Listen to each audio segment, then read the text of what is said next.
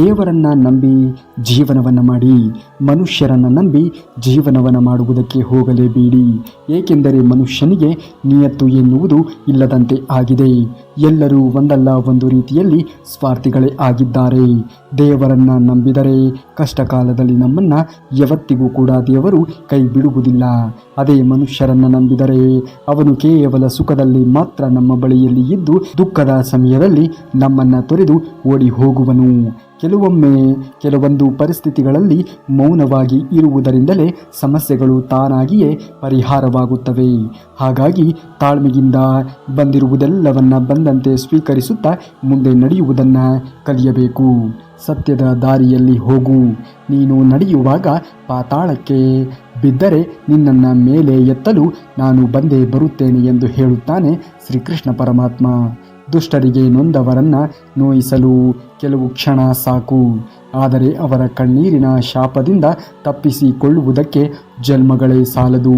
ಎಚ್ಚರಿಕೆ ಮಾಡಿ, ಕರ್ಮ ಎಂದಿಗೂ ಕೂಡ ಬಿಡುವುದೂ ಇಲ್ಲ. ಕಷ್ಟಗಳ ಭಾರವನ್ನು ಸಾಧ್ಯವಾದಷ್ಟು ತಡೆದುಕೋ. ಹೆದರಿ ಕುಸಿಯಬೇಡ. ಖಂಡಿತ ನಿನಗೂ ಒಂದು ದಿನ ಒಳ್ಳೆಯ ಸಮಯ ಬಂದೇ ಬರುತ್ತದೆ. ನೊಂದವರಿಗೂ ಒಂದು ದಿನ ನಗಲೇಬೇಕು. ಹಾಗಾಗಿ ಬರುವುದೆಲ್ಲವನ್ನ ಬಂದಂತೆ ಸ್ವೀಕರಿಸುತ್ತಾ ಮುಂದೆ ನಡಿ. ಮನಸ್ಸಿಗೆ ನೋವಾದಾಗ ಕಣ್ಣೀರು ಬರುವುದು ಸಹಜ. ಆದರೆ ನಿನ್ನ ಕಣ್ಣೀರಿಗೆ ಕಾರಣ ಆದವರು ಅಳುವಂತೆ ಮಾಡುವುದು ನಿನ್ನದೇ ಜವಾಬ್ದಾರಿ ಎನ್ನುವುದನ್ನು ನೀನು ಮರೆಯಬೇಡ. ಖುಷಿಯ ಸಂದರ್ಭಗಳಲ್ಲಿ ಕೈ ಕುಲುಕುವುದರಿಂದ ಸಂಬಂಧಗಳು ಎನ್ನುವುದು ಅರಳುವುದಿಲ್ಲ. ಕಷ್ಟ ಕಾಲದಲ್ಲಿ ಕೈ ಹಿಡಿದಾಗ ಮಾತ್ರ ಆ ಸಂಬಂಧಗಳು ಮತ್ತಷ್ಟು ಗಟ್ಟಿಗೊಳ್ಳುವುದಕ್ಕೆ ಸಾಧ್ಯವಾಗುವುದು. ನೀನು ಅನುಭವಿಸಿದಂತಹ ಕಷ್ಟ, ನೋವಿನ ದಿನಗಳು ಮತ್ತು ಕಣ್ಣೀರು ಜೀವನದ ಪಾಠವನ್ನು ಕಲಿಸುತ್ತದೆ. ಆಗುವುದೆಲ್ಲ ಒಳ್ಳೆಯದಕ್ಕೆ ಎನ್ನುವಂತಹ ನಂಬಿಕೆಯನ್ನು ಇಡು. ಮುಂದಿನದ್ದನ್ನು ಆ ಭಗವಂತ ಶ್ರೀಕೃಷ್ಣ ಪರಮಾತ್ಮನು ನೋಡಿಕೊಳ್ಳುತ್ತಾನೆ. ಕೆಟ್ಟ ದಿನಗಳು ಯಾವತ್ತಿಗೂ ಕೂಡ ಶಾಶ್ವತ ಅಲ್ಲವೇ ಅಲ್ಲ. ಕೆಟ್ಟ ದಿನಗಳಲ್ಲಿ ಯಾವುದೇ ಕಾರಣಕ್ಕೂ ಕೂಡ ನೀನು ಏನೇ ನಡೆದರೂ ಧೈರ್ಯವನ್ನು ತಂದುಕೋ. ಕೆಟ್ಟ ಸಮಯದಲ್ಲಿ ತಾಳ್ಮೆಯನ್ನು ಎಂದಿಗೂ ಕೂಡ ಕಳೆದುಕೊಳ್ಳಬೇಡ. ಸಮಯವೇ ನಿನ್ನ ಜೀವನಕ್ಕೆ ಒಂದು ಒಳ್ಳೆಯ ದಾರಿಯನ್ನು ಹುಡುಕಿಕೊಟ್ಟೇ ಕೊಡುತ್ತದೆ. ಎಲ್ಲ ಸಮಸ್ಯೆಗಳಿಗೂ ಕೂಡ ಅದರದ್ದೇ ಆಗಿರುವಂತಹ ಪರಿಹಾರ ಇದ್ದೇ ಇರುತ್ತದೆ. ನಾವು ಕೊಂಚ ಜಾಗೃತೆಯಿಂದ ಯೋಚನೆ ಮಾಡಬೇಕು ಅಷ್ಟೇ. ನಿನ್ನ ಜೀವನದ ಒಂದು ನಿರ್ಧಾರವನ್ನು ನೀನೇ ತೆಗೆದುಕೊಳ್ಳಬೇಕು. ಆ ನಿರ್ಧಾರದ ಕೀಲಿ ಎನ್ನುವುದು ನಿನ್ನ ಕೈಯಲ್ಲಿಯೇ ಇರಬೇಕು. ಅದನ್ನು ಹೊರತುಪಡಿಸಿ ಬೇರೆಯವರ ಕೈಗೆ ಎಂದಿಗೂ ಕೂಡ ಕೊಡಬೇಡ. ನಿನ್ನ ಜೀವನವೇ ಸರ್ವನಾಶವಾಗಬಹುದು. ಏಕೆಂದರೆ ಇಲ್ಲಿ ಎಲ್ಲರೂ ಕೂಡ ಅವರದ್ದೇ ಆಗಿರುವಂತಹ ಸಮಸ್ಯೆಗಳಲ್ಲಿ ಹೋಗುತ್ತಾ ಇರುತ್ತಾರೆ. ನಿನ್ನ ಸಮಸ್ಯೆಗಳನ್ನು ಆಲಿಸುವವರು ಯಾರೂ ಕೂಡ ಇಲ್ಲ. ಹಾಗಾಗಿ ಅವರು ಕೊಡುವಂತಹ ನಿರ್ಧಾರ ನಿನ್ನ ಜೀವನಕ್ಕೆ ಆಸರೆ ಆಗುತ್ತದೆ ಎನ್ನುವ ಭರವಸೆಯಲ್ಲಿ ಜೀವನವನ್ನು ಕಳೆದುಕೊಳ್ಳಬೇಡ. ಯಾರೇ ನಿನ್ನನ್ನು ಅವಮಾನಿಸಲಿ, ನೀನು ಎಂದಿಗೂ ಕೂಡ ಕಣ್ಣೀರನ್ನು ಇಡುವುದಕ್ಕೆ ಹೋಗಲೇಬೇಡ. ತಾಳ್ಮೆಯಿಂದ ಇರು. ಏಕೆಂದರೆ ಸಮಯ ಬಂದೇ ಬರುತ್ತದೆ. ಅವಮಾನ ಮಾಡಿದವರೇ ಸನ್ಮಾನವನ್ನು ಕೂಡ ನಿನಗೆ ಮಾಡೇ ಮಾಡುತ್ತಾರೆ. ತಾಳ್ಮೆ ಬಹಳನೇ ಮುಖ್ಯವಾಗುತ್ತದೆ. ನಿನ್ನ ಸ್ವಾಭಿಮಾನದ ವಿಷಯಕ್ಕೆ ಬಂದಾಗ ಯಾರೇ ಆಗಲಿ ತಿರುಗೇಟನ್ನು ಕೊಡಲೇಬೇಕು. ಭಗವಂತನಿಂದ ಭಗವಂತನನ್ನು ಬೇಡಿಕೊಳ್ಳಿ. ಭಗವಂತನಿಂದ ಭಗವಂತನನ್ನು ಬೇಡಿಕೊಂಡವರಿಗೆ ಮತ್ತೆ ಏನೂ ಕೂಡ ಜೀವನದ ಉದ್ದಕ್ಕೂ ಬೇಡಿಕೊಳ್ಳುವಂತಹ ಅವಶ್ಯಕತೆಯೇ ಇರುವುದಿಲ್ಲ. ಏಕೆಂದರೆ ಭಗವಂತ ಒಬ್ಬ. ನಮ್ಮವನಾದರೆ ಸರ್ವಸ್ವವೂ ಕೂಡ ನಮ್ಮದೇ. ನೀನು ಗೆಲ್ಲಬೇಕಾದರೆ ಮೊದಲು ತಾಳ್ಮೆ ಎನ್ನುವುದನ್ನು ಜೀವನದಲ್ಲಿ ಅಳವಡಿಸಿಕೊಳ್ಳಲೇಬೇಕು. ಯಾವುದೇ ಪ್ರಸಂಗ ಬಂದರೂ ಕೂಡ ತಾಳ್ಮೆಯನ್ನು ಯಾವುದೇ ಕಾರಣಕ್ಕೂ ಕೂಡ ಕಳೆದುಕೊಳ್ಳಲೇಬಾರದು. ನೀವು ನಿಮ್ಮ ಜೀವನದಲ್ಲಿ ಯಶಸ್ವಿ ಆಗಬೇಕು ಅಂದರೆ ನೀವು ಜ್ಞಾನ ಮತ್ತು ಶಿಸ್ತನ್ನು ಬೆಳೆಸಿಕೊಳ್ಳಲೇಬೇಕು. ಜ್ಞಾನ ಮತ್ತು ಶಿಸ್ತುಗಳು ನಿಮ್ಮನ್ನು ಅನವಶ್ಯಕ ಸಮಸ್ಯೆಗಳಿಂದ ರಕ್ಷಣೆಯನ್ನು ನೀಡುತ್ತದೆ. ತಾವರೆ ಕೆಸರಲ್ಲಿ ಹುಟ್ಟಿದರೂ ಕೂಡ ಭಕ್ತರು ದೇವರ ಪಾದಕ್ಕೆ ಅರ್ಪಿಸುತ್ತಾರೆ. ಪಾಪಸಕಳ್ಳಿ ಹೂ ಬೆಟ್ಟದ ಮೇಲೆ ಸ್ವಚ್ಛ ಜಾಗದಲ್ಲಿ ಹುಟ್ಟಿದರೂ ಕೂಡ ಅದನ್ನು ಯಾರೂ ಕೂಡ ಉಪಯೋಗಿಸುವುದಿಲ್ಲ. ಇದರ ಅರ್ಥ ಹುಟ್ಟು ಮುಖ್ಯವಾಗುವುದಿಲ್ಲ, ನಾವು ಬದುಕುವಂತಹ ರೀತಿ ತುಂಬಾ ಮುಖ್ಯವಾಗುತ್ತದೆ. ಹಾಗಾಗಿ ಜೀವನ ಎನ್ನುವುದು ತುಂಬಾ ಅಮೂಲ್ಯವಾದದ್ದು. ಈ ಜೀವನವನ್ನು ಸರಿಯಾದ ರೀತಿಯಲ್ಲಿ ಸದುಪಯೋಗ ಮಾಡಿಕೊಳ್ಳಬೇಕು. ಹಾಗಂತ ಇನ್ನೊಬ್ಬರಿಗೆ ಕೆಡಕನ್ನು ಉಂಟು ಮಾಡಿ ಜೀವನವನ್ನು ಯಶಸ್ವಿ ಆಗಿಸಿಕೊಳ್ಳುತ್ತೇವೆ ಎನ್ನುವುದು ಮೂರ್ಖತನದ ಪರಮಾವಧಿ. ಹಾಗಾಗಿ ನಿಮ್ಮಿಂದ ಯಾರಿಗೂ ಕೂಡ ಕೆಟ್ಟದ್ದನ್ನು ಆಗದೇ ಇರುವ ರೀತಿಯಲ್ಲಿ ಜೀವನವನ್ನು ಕಳೆಯಿರಿ. ಕಷ್ಟದ ದಿನಗಳಲ್ಲಿ ತಾಳ್ಮೆ ಹೇಗೆ ನಾವು ತಡೆದುಕೊಳ್ಳುತ್ತೇವೆಯೋ ಹಾಗೆಯೇ ನಮ್ಮ ಜೀವನದಲ್ಲಿ ಬರುವಂತಹ ಕಷ್ಟಗಳನ್ನು ಕೂಡ ನಾವು ಮೆಟ್ಟಿ ನಡೆಯುವುದನ್ನು ಕಲಿಯಲೇಬೇಕು.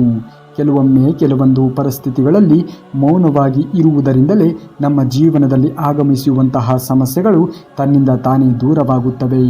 ಹಾಗಾಗಿ ಮೌನವಾಗಿ ಇರುವುದು ತುಂಬಾ ಮುಖ್ಯವಾಗುತ್ತದೆ. ನಾವು ಮೌನವಾಗಿ ಇರುವುದರಿಂದಲೇ ಅದೆಷ್ಟೋ ಸಮಸ್ಯೆಗಳು ನಮ್ಮಿಂದ ಮಾಯವಾಗುತ್ತವೆ. ಶರೀರದಲ್ಲಿ ಯಾವ ಒಂದು ಸೌಂದರ್ಯವೂ ಕೂಡ ಇರುವುದಿಲ್ಲ. ಸೌಂದರ್ಯ ಇರುವುದು ವ್ಯಕ್ತಿಯ ಕರ್ಮದಲ್ಲಿ, ಅವನ ವಿಚಾರದಲ್ಲಿ, ಅವನ ಮಾತಿನಲ್ಲಿ, ಅವನ ವ್ಯವಹಾರಗಳಲ್ಲಿ, ಅವನ ಸಂಸ್ಕಾರಗಳಲ್ಲಿ ಮತ್ತು ಅವನ ಚಾರಿತ್ರ್ಯದಲ್ಲಿ. ಯಾವ ವ್ಯಕ್ತಿಯಲ್ಲಿ ಇವೆಲ್ಲವೂ ಕೂಡ ಇರುತ್ತದೆಯೋ ಆ ವ್ಯಕ್ತಿ ಪ್ರಪಂಚದಲ್ಲಿ ಎಲ್ಲರಿಗಿಂತಲೂ ಕೂಡ ಮುಂದೆ ಇರುತ್ತಾನೆ ಹಾಗೂ ಪ್ರಪಂಚದಲ್ಲಿ ಎಲ್ಲರಿಗಿಂತಲೂ ಕೂಡ ಶ್ರೀಮಂತನಾಗಿರುವಂತಹ ವ್ಯಕ್ತಿ ಆಗಿರುತ್ತಾನೆ. ಮನುಷ್ಯನು ತನ್ನ ಗುಣದಿಂದ ಶ್ರೀಮಂತನಾಗಿ ಇರಬೇಕೇ ವಿನಃ ತನ್ನ ಹಣ, ಆಸ್ತಿ, ಐಶ್ವರ್ಯಗಳಿಂದ ಶ್ರೀಮಂತನಾಗಿ ಇರಬಾರದು. ಅವು ಯಾವುದೂ ಕೂಡ ಲೆಕ್ಕಕ್ಕೆ ಬರುವುದೇ ಇಲ್ಲ. ಯಾವುದೇ ಸಂದರ್ಭಗಳಲ್ಲಿ ನಿಮ್ಮ ಜೀವನದ ಸ್ಥಾನಮಾನಗಳನ್ನು ಬೇರೆಯವರಿಗೆ ಹೋಲಿಸಿಕೊಳ್ಳುವುದಕ್ಕೆ ಹೋಗಲೇಬೇಡಿ. ಹೋಲಿಸಿಕೊಂಡರೆ ಸಮಾಧಾನದಿಂದ ಇರಲು ಸಾಧ್ಯವೇ ಇಲ್ಲ. ನಾನು ಬಹಳ ದುಃಖಿ ಎಂದುಕೊಳ್ಳುವುದು ಒಂದು ಬಗೆಯ ನೀಚತನವೇ ಸರಿ. ಏಕೆಂದರೆ ದುಃಖ ಎನ್ನುವುದು ಎಲ್ಲರಿಗೂ ಇದ್ದಿದ್ದೇ. ಆದರೆ ಅದನ್ನು ಅನುಭವಿಸುವಂತಹ ರೀತಿ ನೀತಿಗಳು ಬದಲಾವಣೆ ಆಗುತ್ತಾ ಹೋಗುತ್ತದೆ. ಈ ಪ್ರಪಂಚದಲ್ಲಿ ದುಃಖಕ್ಕೆ ಒಳಗಾಗದೇ ಇರುವಂತಹ ವ್ಯಕ್ತಿ ಇರುವುದಕ್ಕೆ ಸಾಧ್ಯವೇ ಇಲ್ಲ. ಪ್ರತಿಯೊಬ್ಬ ಮಾನವರಿಗೂ ಕೂಡ ಅವರದ್ದೇ ಆಗಿರುವಂತಹ ದುಃಖ, ಸಂಕಟಗಳು ಇದ್ದೇ ಇರುತ್ತದೆ. ನೀವು ಖುಷಿಯಾದ ಪಕ್ಷದಲ್ಲಿ ಹೋಗಲಾಡಿಸಿ ಸಂತೋಷವಾಗಿ ಇರುವುದಕ್ಕೆ ಪ್ರಯತ್ನವನ್ನು ಪಡಿ. ನೀವು ಮಲಗಿದ್ದ ಹಾಸಿಗೆ ನಿಮ್ಮನ್ನು ಅಸಹ್ಯ ಪಡುವ ಮುನ್ನ ಆಲಸ್ಯವನ್ನು ಬಿಟ್ಟು ಬಿಡಿ. ನಿಮ್ಮ ಕನ್ನಡಿ ನಿಮ್ಮನ್ನು ಪ್ರಶ್ನಿಸುವ ಮುನ್ನ ಉತ್ತರವನ್ನು ಹುಡುಕಿಕೊಳ್ಳಿ. ನಿಮ್ಮ ನೆರಳು ನಿಮ್ಮನ್ನು ಬಿಡುವ ಮುನ್ನ ಬೆಳಕಿಗೆ ಬಂದು ಬಿಡಿ. ಏಕೆಂದರೆ ಅತಿಯಾದರೆ ಯಾವುದೂ ಕೂಡ ಒಳ್ಳೆಯದಲ್ಲ ನೋಡಿ. ಮನುಷ್ಯನಿಗೆ ನಿಯತ್ತು ಇರುವುದು ಒಳ್ಳೆಯದು. ಆದರೆ ಅತಿಯಾದ ನಿಯತ್ತು ಎನ್ನುವುದು ಪ್ರಸ್ತುತವಾಗಿರುವಂತಹ ಈ ಒಂದು ದಿನಮಾನಗಳಲ್ಲಿ ನಿಮಗೆ ತೊಂದರೆಯನ್ನು ಉಂಟು ಮಾಡಬಹುದು. ಹಾಗಾಗಿ ಯಾರ ಬಳಿಯಲ್ಲಿ ಹೇಗೆ ವರ್ತನೆಯನ್ನು ತೋರಬೇಕು, ಯಾರ ಬಳಿಯಲ್ಲಿ ಹೇಗೆ ಇರಬೇಕು ಎನ್ನುವುದು ತುಂಬಾ ಮುಖ್ಯವಾಗುತ್ತದೆ. ಒಳ್ಳೆಯ ರೀತಿಯಲ್ಲಿ ಇರಲು ಹೋದರೆ ಇಂದಿನ ದಿನಮಾನಗಳಲ್ಲಿ ಬಳಸಿಕೊಳ್ಳುವವರ ಸಂಖ್ಯೆಯು ಅತಿಯಾಗುತ್ತದೆ. ಎಡಬಿಡದೆ ಒಳ್ಳೆಯದನ್ನು ಮಾಡುತ್ತಾ ಇರಿ, ಒಳ್ಳೆಯದನ್ನೇ ಆಲೋಚಿಸುತ್ತಾ ಇರಿ. ನಮ್ಮ ಕೀಳು ಸ್ವಭಾವವನ್ನು ಅಡಗಿಸಿಕೊಳ್ಳುವುದಕ್ಕೆ ಇದೊಂದೇ ದಾರಿ ಆಗಿರುತ್ತದೆ. ಯಾರನ್ನು ಕೆಟ್ಟವರೆಂದು ಹೇಳಬೇಡಿ. ಏಕೆಂದರೆ ಅವರು ಕೆಲವು ಅಭ್ಯಾಸದ ಬಲದಿಂದ ಕೆಲವು ಶೀಲವನ್ನು ಪಡೆದಿರುತ್ತಾರೆ. ಆ ಶೀಲವನ್ನು ನಾವು ಬೇರೆ ಅಭ್ಯಾಸದ ಉತ್ತಮ ಬಲದಿಂದ ತಿದ್ದಬಹುದು. ಶೀಲವೆಂದರೆ ಪುನರಾವರ್ತಿಸದ ಅಭ್ಯಾಸವಾಗಿರುತ್ತದೆ. ಯಾವ ವ್ಯಕ್ತಿಯು ನಿಮ್ಮ ಮಾತಿಗೆ ಅನುಗುಣವಾಗಿ ನೀವು ಹೇಳಿರುವುದಕ್ಕೆ ತನ್ನ ಜೀವನ ಶೈಲಿಯನ್ನು ಅಳವಡಿಸಿಕೊಂಡು ಹೋಗುತ್ತಾನೆಯೋ ಅಂಥವರಿಗೆ ಹೇಳುವುದಕ್ಕೆ ಒಂದು ಅಧಿಕಾರ ಎನ್ನುವುದು ಇರುತ್ತದೆ. ಯಾವ ವ್ಯಕ್ತಿಯು ನಾವು ಎಷ್ಟೇ ರೀತಿಯಾಗಿ ಆತನಿಗೆ ಒಳ್ಳೆಯ ವಿಚಾರವನ್ನು ಹೇಳಿದರೂ ಕೂಡ ಆತ ತನ್ನ ಜೀವನದಲ್ಲಿ ಅದನ್ನು ಅಳವಡಿಸಿಕೊಳ್ಳುವುದಿಲ್ಲ ಅನ್ನುವುದೇ ಆದರೆ ನೀವು ಹೇಳಿದ್ದಕ್ಕೂ ಕೂಡ ಏನು ತಾನೇ ಸಾರ್ಥಕತೆ ಎನ್ನುವುದು ದೊರಕುವುದು. ಯಾವುದೇ ವ್ಯಕ್ತಿಯಾಗಿದ್ದರೂ ಕೂಡ ಸರಿ, ಒಳ್ಳೆಯ ವಿಚಾರಗಳನ್ನು ಸ್ವಾಗತಿಸುವಂತಹ ಮನೋಧೋರಣೆಯನ್ನು ಬೆಳೆಸಿಕೊಳ್ಳಬೇಕು. ಕೆಟ್ಟ ವಿಚಾರಗಳನ್ನು ಎಂದಿಗೂ ಕೂಡ ನಂಬುವುದಕ್ಕೆ ಹೋಗಬಾರದು. ಯಾರದೋ ನಗುವಿಗೆ ಬೀಳುತ್ತೀವಿ, ಇನ್ಯಾರದ್ದೋ ಕಣ್ಣೀರಿಗೆ ಕರಗುತ್ತೀವಿ, ಮತ್ಯಾರದ್ದೋ ಗೊತ್ತಿಲ್ಲದೆ ಪ್ರೀತಿಸುತ್ತೀವಿ, ಹೇಳುವುದಕ್ಕೂ ಒದ್ದಾಡುತ್ತೀವಿ. ಪ್ರೀತಿ ಸಿಗದೆ ಇದ್ದಾಗ ಅದೇ ನೋವಿನಲ್ಲಿ ಬಾಳುತ್ತೀವಿ. ಪ್ರೀತಿ ಬಂದಾಗ ಮನಸ್ಸು ಬಿಚ್ಚಿ ಹೇಳಿಕೊಳ್ಳಿ.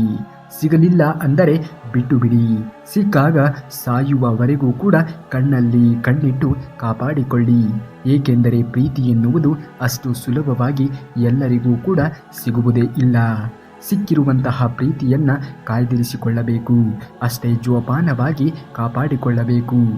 ಟೀಕೆಗಳು ನಮಗೆ ಖುಷಿಯನ್ನು ಕೊಡಬೇಕು, ಏಕೆಂದರೆ ಹೆಚ್ಚಿನ ಸಮಯದಲ್ಲಿ ಏನಾದರೂ ಸಾಧಿಸಬೇಕು ಎನ್ನುವಂತಹ ಛಲ ಹುಟ್ಟುವುದೇ ಅನೇಕರು ನಮ್ಮ ಬಗ್ಗೆ ಮಾತನಾಡುವಂತಹ ಟೀಕೆಗಳಿಂದ. ಮೂರ್ಖ ಜನರನ್ನು ಎಂದಿಗೂ ಕೂಡ ತಿದ್ದುವುದಕ್ಕೆ ಹೋಗಬೇಡಿ. ಮೂರ್ಖರನ್ನು ತಿದ್ದುವುದಕ್ಕೆ ಹೋದರೆ ಅವರು ನಿಮ್ಮನ್ನು ದ್ವೇಷವನ್ನು ಮಾಡುವುದಕ್ಕೆ ಶುರು ಮಾಡುತ್ತಾರೆ. ಅದೇ ಒಬ್ಬ ಬುದ್ಧಿವಂತ ತಪ್ಪು ಮಾಡಿದಾಗ ತಿದ್ದಿದರೆ ಅವನು ನಿಮ್ಮನ್ನು ಪ್ರಶಂಸೆಗೆ ಒಳಪಡಿಸುತ್ತಾನೆ. ಇದೇ ಮೂರ್ಖರಿಗೂ ಹಾಗೂ ಬುದ್ಧಿವಂತನಿಗೆ ಇರುವಂತಹ ವ್ಯತ್ಯಾಸ. ಜೀವನದಲ್ಲಿ ಸಿಗದಿರುವವರೆಗೂ ಎಲ್ಲವೂ ಸುಂದರವಾಗಿಯೇ ಇರುತ್ತದೆ. ಸಿಕ್ಕ ಮೇಲೆ ಸುಂದರವಾಗಿ ಇರುವವೂ ಕೂಡ ಸಾಮಾನ್ಯವಾಗುತ್ತವೆ. ಅದು ಮನುಷ್ಯನಾಗಲಿ ಅಥವಾ ವಸ್ತುವೇ ಆಗಲಿ. ಸಿಕ್ಕ ಮೇಲೆ ಅದರ ಮಹತ್ವ ಎನ್ನುವುದು ಗೊತ್ತಾಗುವುದೇ ಇಲ್ಲ.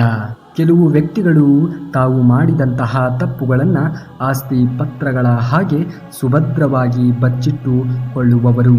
ಆದರೆ ಇತರರು ಮಾಡಿರುವಂತಹ ತಪ್ಪುಗಳನ್ನು ಮಾತ್ರ ಪ್ರಚಾರದ ಪತ್ರದ ಹಾಗೆ ಬೀದಿ ಬೀದಿ ತಿರುಗಿ ಹಂಚುವರು. ಪ್ರತಿ ಕ್ಷಣವೂ ಕೂಡ ದ್ವೇಷಿಸುತ್ತಾ ಕಲುಷಿತವಾಗಿರುವಂತಹ ಮನುಷ್ಯರ ಮಧ್ಯೆ ಜೀವಿಸುವುದಕ್ಕಿಂತ ನಿನ್ನನ್ನು ನೀನು ಪ್ರೀತಿಸುತ್ತಾ ಒಬ್ಬಂಟಿಯಾಗಿ ಇರುವುದು ಎಷ್ಟೋ ಒಳ್ಳೆಯದು. ಸ್ವಲ್ಪವಾದರೂ ಕೂಡ ಮನಃಶಾಂತಿ ಎನ್ನುವುದು ದೊರೆಯುತ್ತದೆ ನೋಡಿ. ಕೆಲವು ಭಯಗಳು ಹಾಗೆ. ದುಃಖವನ್ನು ಯಾರೊಂದಿಗೂ ಕೂಡ ಹಂಚಿಕೊಳ್ಳುವುದಕ್ಕೆ ಆಗುವುದಿಲ್ಲ, ಹಾಗೆಂದು ತಪ್ಪಿಸಿಕೊಳ್ಳುವುದಕ್ಕೂ ಕೂಡ ಆಗುವುದಿಲ್ಲ. ಜೀವನದಲ್ಲಿ ಅನುಭವಿಸಲೇಬೇಕಾಗುತ್ತದೆ. ನಿನ್ನೆಯ ದಿನ ಸರಿಯಿಲ್ಲ ಎಂದು ಅನಿಸಿದರೆ ಈ ದಿನ ಸರಿ ಎನಿಸಿ ನಾಳೆಯ ದಿನ ಉತ್ತಮವಾಗಿರಬೇಕು ಎಂದರೆ ಅದು ನಾವು ಮಾಡುವಂತಹ ಕೆಲಸದ ಮೇಲೆ ಅವಲಂಬಿತವಾಗಿರುತ್ತದೆ. ಹಾಗಾಗಿ ಇಂದಿನ ಕೆಲಸವನ್ನು ಸರಿಯಾದ ರೀತಿಯಲ್ಲಿ ಮಾಡಿ. ತನ್ನನ್ನು ತಾನು ತಿಳಿದವನಿಗೆ ಭಗವಂತನ ತಿಳಿಯಪಡಿಸುವಂತಹ ಅವಶ್ಯಕತೆಯೇ ಇರುವುದಿಲ್ಲ. ಏಕೆಂದರೆ ತನ್ನನ್ನು ತಾನು ಅರಿತವನು ಎಲ್ಲವನ್ನೂ ಕೂಡ ಅರಿಯುತ್ತಾನೆ. ಉನ್ನತವಾಗಿರುವಂತಹ ಸ್ಥಾನಕ್ಕೆ ತಲುಪುವವರೆಗೂ ಕೂಡ ಈ ಭೂಮಿಯ ಮೇಲೆ ಅಕ್ಷರ ಜ್ಞಾನಕ್ಕಿಂತ ಮಿಗಿಲಾದದ್ದು ಮತ್ಯಾವುದೂ ಕೂಡ ಇಲ್ಲ. ಅಕ್ಷರ ಜ್ಞಾನವನ್ನು ಪಡೆದುಕೊಳ್ಳಬೇಕಾಗಿರುವುದು ತುಂಬಾ ಮುಖ್ಯವಾಗುತ್ತದೆ. ಒಳ್ಳೆಯತನ ಏನೆಂದರೆ ಅದು ವೃಕ್ಷಗಳು ಇದ್ದಂತೆ ಅಲ್ಲವೇ. ನಾವು ಮರಗಳನ್ನು ಎಷ್ಟೇ ಕಡಿದರೂ ಕೂಡ ಒಳ್ಳೆಯವರಿಗೆ ಒಳ್ಳೆಯ ಫಲ ಮತ್ತು ಕೆಟ್ಟವರಿಗೆ ಕೆಟ್ಟ ಫಲ ಕೊಡುವುದು ಇಲ್ಲ. ಈ ಪ್ರಕೃತಿಯೇ ಹಾಗೆ. ನಾವೆಲ್ಲರೂ ಕೂಡ ಮನಸ್ಸಿನಲ್ಲಿ ಎಲ್ಲರಿಗೂ ಒಳ್ಳೆಯದಾಗಲಿ ಎಂದು ಆಶಿಸೋಣ. ಆಗ ನಮಗೂ ಕೂಡ ದೇವರು ಒಳ್ಳೆಯದನ್ನೇ ಕರುಣಿಸುತ್ತಾನೆ ಎನ್ನುವುದನ್ನು ನಾವು ಮರೆಯಲೇಬಾರದು. ಜೀವನದಲ್ಲಿ ನಾವು ಹಲವಾರು ಜನರನ್ನ ಭೇಟಿ ಆಗಿರುತ್ತೇವೆ. ಆದರೆ ಪ್ರತಿಯೊಬ್ಬರೂ ಕೂಡ ನಾನಾ ರೀತಿಯ ವ್ಯಕ್ತಿಗಳನ್ನು ಹೊಂದಿರುತ್ತಾರೆ. ಗೊತ್ತಿದ್ದೇ ಗೊತ್ತಿಲ್ಲದೆಯೋ ಅವರ ಬಗ್ಗೆ ಹತ್ತಿರವಾಗುತ್ತೇವೆ. ಇನ್ನು ನಮ್ಮ ಒಳ್ಳೆಯ ಸ್ವಭಾವ ಅವರು ಹೇಳಿದ ಹಾಗೆ ಕೇಳುವಂತೆ ಮಾಡುತ್ತದೆ. ಜೀವನದಲ್ಲಿ ಯಾವುದೇ ರೀತಿಯ ದಾರಿಗಳು ನಿಮಗೆ ತೋಚದೇ ಇದ್ದಾಗ ದಯವಿಟ್ಟು ಒಮ್ಮೆಯಾದರೂ ಕೂಡ ಭಗವದ್ಗೀತೆಯನ್ನು ಪಠನೆ ಮಾಡಿ, ಭಗವದ್ಗೀತೆಯನ್ನು ಓದುವುದಕ್ಕೆ ಶುರು ಮಾಡಿ. ಖಂಡಿತವಾಗಿಯೂ ಕೂಡ ಅಲ್ಲಿ ಒಂದು ಅರ್ಥವಾಗಲಿ, ಒಂದು ಬದುಕಿನ ಶೈಲಿಯಾಗಲಿ ನಿಮಗೆ ಸಿಕ್ಕೇ ಸಿಗುತ್ತದೆ. ಏಕೆಂದರೆ ಆತ ಸೋತಾಗ ಕುಗ್ಗುವುದೇ ಇಲ್ಲ, ಯಾರನ್ನ ದೂರುವುದೂ ಇಲ್ಲ, ಯಾವುದನ್ನ ಬಯಸುವುದೂ ಇಲ್ಲ, ಯಾವುದಕ್ಕೂ ಕೂಡ ಅಂಟಿಕೊಳ್ಳುವುದೂ ಇಲ್ಲ, ಏನೇ ಆದರೂ ಕೂಡ ದುಃಖಿಸುವುದೂ ಇಲ್ಲ, ದಾರಿ ತಪ್ಪಿ ಎಂದಿಗೂ ಕೂಡ ಬದುಕುವುದೇ ಇಲ್ಲ. ಇವೆಲ್ಲವನ್ನ ನಿಮಗೆ ಹೇಳಿಕೊಡುವುದು ಭಗವದ್ಗೀತೆ. ಭಗವದ್ಗೀತೆಯನ್ನು ಚೆನ್ನಾಗಿ ಪಠನೆ ಮಾಡಿದವರಿಗೆ ಜೀವನ ಎನ್ನುವುದು ಅತ್ಯಂತ ಸುಗಮವಾಗುವುದು. ಜೀವನದಲ್ಲಿ ಏನೇ ಸಮಸ್ಯೆಗಳು ಬಂದರೂ ಕೂಡ ಎಲ್ಲವನ್ನ ಮೆಟ್ಟಿ ನಡೆಯುತ್ತೀರಾ. ನಿಮ್ಮಲ್ಲಿ ಆತ್ಮವಿಶ್ವಾಸ ಎನ್ನುವುದು ಮೂಡುವುದು. ಶ್ರೀಕೃಷ್ಣನು ನಿಮ್ಮ ಜೊತೆಗೆ ಯಾವಾಗಲೂ ಕೂಡ ನಿಲ್ಲುವನು. ಬದುಕು ಕ್ರೂರವಾಗಿ ಇದ್ದಾಗ ಭರವಸೆಗಳು ದಾರಿಯನ್ನ ತೋರಿಸುತ್ತದೆ. ಹಾಗಾಗಿ ಜೀವನದಲ್ಲಿ ಭರವಸೆಯನ್ನು ಯಾವುದೇ ಕಾರಣಕ್ಕೂ ಕೂಡ ಕಳೆದುಕೊಳ್ಳುವುದಕ್ಕೆ ಹೋಗಲೇಬಾರದು. 1000 ಜನರು 1000 ರೀತಿಯ ಮಾತುಗಳನ್ನು ಆಡಿದರೂ ಕೂಡ ನಿಮ್ಮ ಮೇಲೆ ನಿಮಗೆ ಇರುವಂತಹ ನಂಬಿಕೆಯನ್ನು ನೀವು ಯಾವುದೇ ಕಾರಣಕ್ಕೂ ಕೂಡ ಕಳೆದುಕೊಳ್ಳುವುದಕ್ಕೆ ಹೋಗಲೇಬಾರದು. ನೂರು ಜನರು 100 ರೀತಿಯ ಮಾತುಗಳನ್ನು ಆಡುತ್ತಾರೆ. ಹಾಗಂತ ನಾವು ತಲೆಯನ್ನು ಕೆಡಿಸಿಕೊಂಡು ನಮ್ಮ ಅತ್ಯಮೂಲ್ಯವಾಗಿರುವಂತಹ ಸಮಯವನ್ನು ಹಾಳು ಮಾಡುವುದು ಏಕೆ? ಖಂಡಿತವಾಗಿಯೂ ಕೂಡ ಬೇಡವೇ ಬೇಡ. ನಿಮ್ಮ ಕೆಲಸ ಕಾರ್ಯಗಳ ಕಡೆಗೆ ನಿಮ್ಮ ಗಮನ ಎನ್ನುವುದು ಇರಬೇಕು, ಬೇರೆಯವರ ಮಾತಿನ ಮೇಲೆ ಇರಲೇಬಾರದು. 100 ಬಾಗಿಲು ಮುಚ್ಚಿದರೂ ಏನಂತೆ, ದೇವರು ಒಂದು ಬೆಳಕನ್ನು ತೋರುವಂತಹ ಮಾರ್ಗವನ್ನು ಇಟ್ಟಿರುತ್ತಾನೆ. ಯಾವುದೇ ಕಾರಣಕ್ಕೂ ಕೂಡ ನೀವು ಹೆದರುವಂತಹ ಅವಶ್ಯಕತೆಯೇ ಇರುವುದಿಲ್ಲ. ಖಂಡಿತವಾಗಿಯೂ ಕೂಡ ಪ್ರತಿಯೊಂದು ಸಮಸ್ಯೆಗಳಿಗೂ ದಾರಿ ಎನ್ನುವುದು ಇದ್ದೇ ಇರುತ್ತದೆ. ಜೀವನದಲ್ಲಿ ಬರುವಂತಹ ಕಷ್ಟಗಳ ಬಗ್ಗೆ ಎಂದಿಗೂ ಕೂಡ ಚಿಂತನೆಯನ್ನು ಮಾಡುವುದಕ್ಕೆ ಹೋಗಲೇಬೇಡಿ. ಮಾಡಿದರೆ ಅವು ಮತ್ತಷ್ಟು ಹೆಚ್ಚಾಗುವುದು. ಹಾಗಾಗಿ ಜೀವನದಲ್ಲಿ ಕಷ್ಟಗಳು ಇದೆ ಎಂದು ಅತಿಯಾಗಿ ಯೋಚನೆಗಳನ್ನು ಮಾಡುತ್ತಾ ನೀವು ಕುಳಿತುಕೊಳ್ಳುವುದರಿಂದ ನಿಮ್ಮ ಅತ್ಯಮೂಲ್ಯವಾಗಿರುವಂತಹ ಸಮಯ ಎನ್ನುವುದು ವ್ಯರ್ಥವಾಗುವುದು. ಮೌನವಾಗಿ ಇದ್ದರೆ ಸ್ವಲ್ಪ ಕಡಿಮೆ ಆಗುತ್ತದೆ. ಹಾಗಾಗಿ ಜೀವನದಲ್ಲಿ ಎಂತಹ ಕಷ್ಟಗಳೇ ಬರಲಿ, ಮೌನವಾಗಿ ಯೋಚನೆಯನ್ನು ಮಾಡುವುದನ್ನು ಕಲಿಯಬೇಕು. ಮರಕ್ಕೆ ಬೇರು ಎಷ್ಟು ಮುಖ್ಯನೋ ಅದೇ ರೀತಿ ಮನುಷ್ಯನಿಗೆ ನಂಬಿಕೆಯೂ ಕೂಡ ಅಷ್ಟೇ ಮುಖ್ಯ. ಬೇರು ಇಲ್ಲ ಅಂದರೆ ಮರ ಉಳಿಯುವುದಿಲ್ಲ. ನಂಬಿಕೆ ಇಲ್ಲ ಅಂದರೆ ಸಂಬಂಧಗಳು ಉಳಿಯುವುದೇ ಇಲ್ಲ. ಪದೇ ಪದೇ ಕಷ್ಟಗಳು ಬರುತ್ತಾ ಇದ್ದರೆ ನಿಮ್ಮ ಹಣೆಬರಹ ಸರಿ ಇಲ್ಲ ಅಂತ ನೀವು ತಿಳಿದುಕೊಳ್ಳಬಾರದು. ಮುಂದೆ ನಿಮಗೋಸ್ಕರ ಒಳ್ಳೆಯ ದಿನ ಕಾಯ್ತಾ ಇದೆ ಅಂತ ಮೊದಲು ನೀವು ಅರ್ಥ ಮಾಡಿಕೊಳ್ಳಬೇಕು. ಒಂಟಿಯಾಗಿ ಇರಿ, ತಾಳ್ಮೆಯಿಂದ ಇರಿ, ಯಾರಿಗಾಗಿಯೂ ಗೋಗರಿಯದಿರಿ. ನೀವೇ ಬೇಕು ಅನ್ನುವವರು ಬರುತ್ತಾರೆ, ಬೇಡ ಅನ್ನುವವರು ದೂರ ಹೋಗುತ್ತಾರೆ. ಅನ್ಯಾಯದ ಹಣದಲ್ಲಿ ದೇವಾಲಯವನ್ನು ಕಟ್ಟಬಾರದು. ಭ್ರಷ್ಟರ ಮನೆಯಲ್ಲಿ ಊಟವನ್ನು ಮಾಡಲೇಬಾರದು. ಬಡ್ಡಿಯ ಹಣದಲ್ಲಿ ಮಕ್ಕಳನ್ನು ಸಾಕಬಾರದು. ಲಂಚದ ಹಣದಲ್ಲಿ ಆಸ್ತಿಯನ್ನು ಮಾಡಲೇಬಾರದು. ದೇವ ಮಂದಿರಗಳಲ್ಲಿ ದರ್ಪವನ್ನು ಮೆರೆಯಲೇಬಾರದು. ಮುಗಿದ ವಿವಾದಗಳನ್ನು ಕೆದಕಿ ಮತ್ತೆ ಅದನ್ನು ದೊಡ್ಡದ್ದು ಮಾಡಬಾರದು. ಪ್ರಚಾರಕ್ಕಾಗಿ ಪ್ರಚೋದನಕಾರಿಯಾಗಿರುವಂತಹ ವರ್ತನೆಯನ್ನು ತೋರಬಾರದು. ಏಕೆಂದರೆ ಈ ಪ್ರಕೃತಿಯಲ್ಲಿ ಯಾರ ಕಣ್ಣಿಗೂ ಕೂಡ ಕಾಣದೇ ಇರುವಂತಹ ನಿಗೂಢವಾಗಿರುವಂತಹ ಶಕ್ತಿ ಅಡಗಿದೆ. ಅದು ಇಂದು ಅಲ್ಲದೆ ಇದ್ದರೂ ಕೂಡ ಒಂದಲ್ಲ ಒಂದು ದಿನ ದುರಂತಕ್ಕೆ ನಮ್ಮನ್ನು ತಳ್ಳುವುದು ನಿಶ್ಚಿತ. ಕಳಕಳಿ ಇಲ್ಲದೆ ಬೆವರು ಹರಿಸಿ ದುಡಿದ ಹಣವೇ ಉಳಿಯುವುದಿಲ್ಲ. ಈಗಿನ ಕಾಲದಲ್ಲಿ ಅಂಥದ್ದರಲ್ಲಿ ಈ ಹಣ ಶಾಶ್ವತವೇ? ಸುಣ್ಣದ ನೀರು ಕೂಡ ಹಾಲಿನಂತೆ ಕಾಣುತ್ತದೆ, ಆದರೆ ಗುಣ ಮಾತ್ರ ಬೇರೆಯದ್ದೇ ಆಗಿರುತ್ತದೆ. ಹಾಗೆಯೇ ನಮ್ಮವರಂತೆ ಕಂಡರೂ ಕೂಡ ಅವರ ಒಳಗಿರುವಂತಹ ರೂಪ ಬೇರೆಯದ್ದೇ ಆಗಿರುತ್ತದೆ. ಹಾಗಾಗಿ ಆ ರೂಪ ಯಾವುದು ಎನ್ನುವುದನ್ನು ಮೊದಲು ಅರಿಯಬೇಕು. ತದನಂತರದಲ್ಲಿ ಸಂಬಂಧವೇ ಆಗಲಿ ಸ್ನೇಹವನ್ನೇ ಆಗಲಿ ಮುಂದುವರಿಸಬೇಕು. ಏಕೆಂದರೆ ಇಲ್ಲಿ ಯಾರೂ ಕೂಡ ಯಾರಿಗೂ ಆಗುವುದಿಲ್ಲ. ಕೇವಲ ಅವರ ಸ್ವಾರ್ಥಕ್ಕಾಗಿ ಮಾತ್ರ ಬೇರೆಯವರನ್ನು ಬಳಸಿಕೊಳ್ಳುವುದು ಹೆಚ್ಚಾಗುತ್ತದೆ ಅಷ್ಟೇ.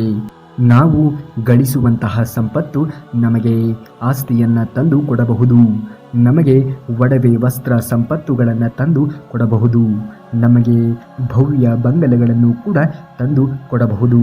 ನಾವು ಕಲಿಯುವ ವಿದ್ಯೆ ನಮಗೆ ಅರಿವನ್ನು ತಂದು ಕೊಡಬಹುದು. ಆದರೆ ಒಳ್ಳೆಯ ನಡತೆ ಮಾತ್ರ ನಮಗೆ ಗೌರವವನ್ನು ತಂದು ಕೊಡುತ್ತದೆ. ಹಾಗಾಗಿ ಒಳ್ಳೆಯ ನಡತೆಯನ್ನು ನಾವು ಜೀವನದಲ್ಲಿ ಅಳವಡಿಸಿಕೊಳ್ಳಬೇಕಾಗಿರುವುದು ಅವಶ್ಯಕತೆ ಇದೆ. ಏಕೆಂದರೆ ನಾವು ಇಲ್ಲಿ ಎಷ್ಟು ಡಿಗ್ರಿಗಳನ್ನು ಪಡೆದುಕೊಂಡಿದ್ದೇವೆ ಅನ್ನುವುದರ ಬದಲು ಎಷ್ಟು ಸಂಸ್ಕಾರವನ್ನು ಕಲಿತಿದ್ದೇವೆ ಅನ್ನುವುದು ತುಂಬಾ ಮುಖ್ಯವಾಗುತ್ತದೆ. ಇನ್ನು ನಾಳೆಯ ಶ್ರೀಕೃಷ್ಣ ಪರಮಾತ್ಮನ ವಚನಾಮೃತದೊಂದಿಗೆ ಭೇಟಿ ಆಗುವವರೆಗೂ ಧನ್ಯವಾದ. ಕರುನಾಡಿಗೆ.